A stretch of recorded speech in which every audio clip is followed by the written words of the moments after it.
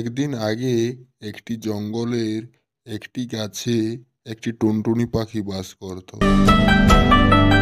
ওই জঙ্গলের ওই পাশের একটি গাছে একটি টিয়া পাখি বাস করত। খুব ঠান্ডা পড়েছে।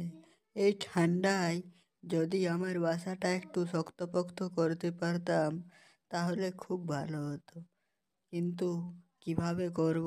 যাই, টিয়া দাদার কাছে সাহায্য চাই। যদি কিছু সাহায্য করে তাহলে খুব ভালো হবে। এই বলে টুনি টিয়ার বাসার দিকে চলে গেল। কিরে টুনি, কি মনে করে আজ বড় সকাল সকাল আমার বাড়িতে এসেছি? আর বলো না গো টিয়া দাদা, আমার বাড়িতে কোনো তো দেওয়াল নেই, তাই সব দিকে হাওয়া ঢুকে খুব ঠান্ডা লাগে। আমার একটু নতুন বাড়ি বানিয়ে দাও না। না রে টুনি, আমি তোকে কোনো সাহায্য করতে পারবো না।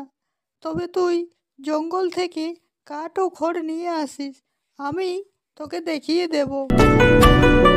ঠিক আছে গো টিয়া দাদা, আমি তাহলে জঙ্গলে যাই এবং খড় ও কাঠ নিয়ে আসি। তুমি আমাকে একটু দেখিয়ে দিতে যেও।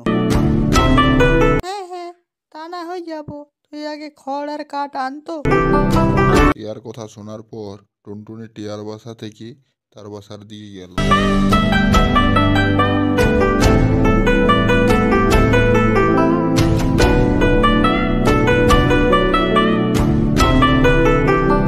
যাই, গিয়ে গভীর জঙ্গল থেকে কাঠ ও খড় নিয়ে আসি। এই বলে টুনটুনি কাঠ ও খড় আনার জন্য গভীর জঙ্গলের দিকে চলে গেল। টুনটুনি কিছুক্ষণ পর জঙ্গলে পৌঁছে যায় এবং জঙ্গল থেকে কাঠ খড় নিয়ে ফিরে আসে।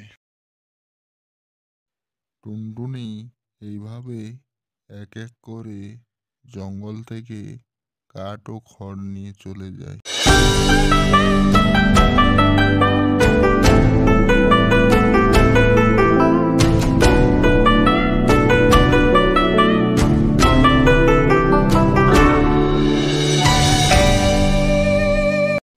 বাহ, বাসাটা খুব মজবুত হয়েছে। এই ঠান্ডাটা আরামেই কেটে যাবে। নিজের কাজ নিজে করার মজাটাই আলাদা।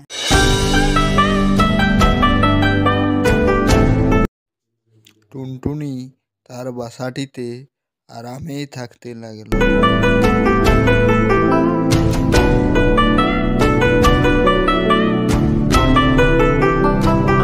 শিক্ষা, পরিশ্রম ও আত্মবিশ্বাস থাকলে সব কাজ জয় করা সম্ভব। নিজের কাজ নিজে করার আনন্দই আলাদা।